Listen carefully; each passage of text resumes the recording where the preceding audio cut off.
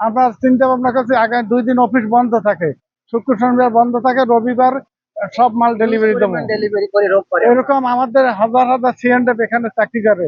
সবাই সবাই সবাই চিন্তা করা যে রবিবার থেকে বৃহস্পতিবার অফিস খোলা থাকে, এই ভিতরে সব মালামাল ডেলিভারি নিয়ে ফেলা। কিন্তু দুর্ভাগ্যবশত যেসব ঘটনা ঘটছে এত শেষ করা যাচ্ছে না। মানুষ এখন না খাই মারবে, যে অবস্থা হইতেছে সিএনএফ এবং কর্মচারী যারা আছে কি করবে মানুষ। এই জায়গায় আমার কোম্পানিতে মিনিমাম, আমার কোম্পানিতে প্রায় 10-12 কোটি টাকা, কিন্তু আমি এখানে সেটা বলতে চাচ্ছি না। এরকম তো হাজার হাজার সিএনএফ ফার্মাসিউটিক্যাল কোম্পানি আছে, এরা তো বসে গেছে। সরকাররা কি করবে? এটা তো সম্পূর্ণ যারা যারা কোম্পানি মাল আনছে তাদেরই তো লস। কিন্তু এইটা অবহেলা করছে এই যে ফায়ার সার্ভিসে যেসব লোকজন আসছে, তারা একটু দেরিতে করছে।